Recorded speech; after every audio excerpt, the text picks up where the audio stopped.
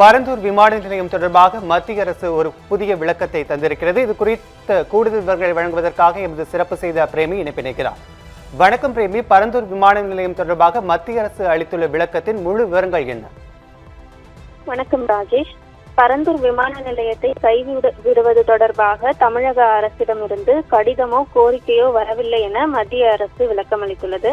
காஞ்சிபுரம் மாவட்டம் ஸ்ரீபெரும்புத்தூர் அருகே பரந்தூரில் புதிய பசுமை வெளி விமான நிலையம் அமைக்கும் திட்டத்தை திமுக அரசு முன்னெடுத்தது. பரந்தூர், நாகப்பட்டு, தண்டலம், நெல்வாய் உள்ளிட்ட 13 கிராமங்களில் இருந்து மொத்தம் 5746 ஏக்கர் நிலத்தை கையகப்படுத்த திட்டமிடப்பட்டது. இதற்கான அரசாணை கடந்த 2023ஆம் ஆண்டு வெளியிடப்பட்டது. தொழில்துறை நோக்கங்களுக்காக நிலம் கையகப்படுத்துவதாக கூறி பாதிக்கப்படும் மக்களுக்கு இழப்பீடு வழங்க தமிழ்நாடு அரசு 1822 கோடி ரூபாயை நிதி ஒதுக்கியிருந்தது. கடந்த ஆண்டு ஏப்ரல் மாதம் விமான நிலையம் அமைப்பதற்கான கொள்கை ரீதியான ஒப்புதலை மத்திய சிவில் விமான போக்குவரத்து துறையும் வழங்கியது. தொடர்ந்து முந்தைய திமுக ஆட்சி காலத்தில் சுமார் 1700 ஏக்கர் நிலங்கள் கையகப்படுத்தப்பட்டதாக வில்சன் கூறியிருந்தார். இந்த திட்டத்திற்கு எதிராக ஏகனாபுரம் உள்ளிட்ட கிராமங்களை சேர்ந்த மக்கள் தொடர்ந்து போராட்டங்கள் நடத்தி வந்த நிலையில் விவசாய நிலங்கள், குடியிருப்புகள் மற்றும் நீர்நிலைகள் பாதிக்கப்படும் என்று கூறி தொடர்ந்து அவர்கள் எதிர்ப்பு தெரிவித்து வந்தனர். இதையடுத்து புதிய அரசு பொறுப்பேற்ற பிறகு விமான நிலைய திட்டத்திற்கான நிலம் கையகப்படுத்தும் பணிகள் தற்காலிகமாக நிறுத்தப்பட்டிருப்பதாக தகவல் வெளியாகி இருந்தது. இந்த சூழலில் பரந்தூர் விமான நிலையம் திட்டம் தொடர்பாக திமுக உறுப்பினர் வில்சன் மாநிலங்களவையில் 2 கேள்விகளை எழுப்பியிருந்தார்.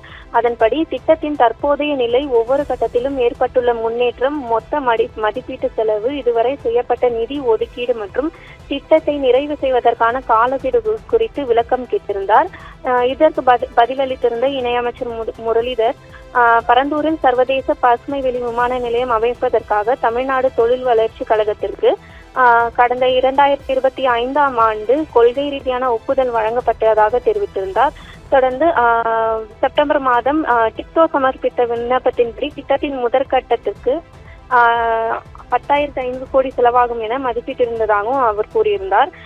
இந்த சூழலில் பரந்தூர் விமான நிலையத்தை கையகப்படுத்துவதாக தமிழக அரசிடமிருந்து கடிதமோ கோரிக்கையோ வரவில்லை என மத்திய அரசு விளக்கம் அளித்துள்ளது. முன்னதாக மக்களவையில் தயாநிதி மாறன் எம்பி எழுப்பிய கேள்விக்கு மத்திய சிவில் போக்குவரத்து இணையமைச்சர் முரளிதர் பதில் அளித்திருந்தால், அதன்படி மே 2026க்கு பிறகு திட்டத்தை திரும்ப பெறுவது, மாற்றுவது அல்லது கைவிடுவது தொடர்பாக தமிழக அரசிடம் இருந்து தகவல் இல்லை என மத்திய அரசு விளக்கம் அளித்துள்ளது. தொடர்ந்து கட்டுமானத்தை முடிப்பது போன்ற அனைத்து பொறுப்புகளும் திட்டத்தை முன்மொழிந்த தமிழக அரசையே சேரும் எனவும், நிலத்தை கையகப்படுத்துதல், அனுமதிகள், நிதி நிறைவு ஆகியவற்றை பொறுத்தே கட்டுமான காலக்கெடு அமையும் எனவும் மத்திய அரசு விளக்கம் அளித்துள்ளது. ராஜேஷ்.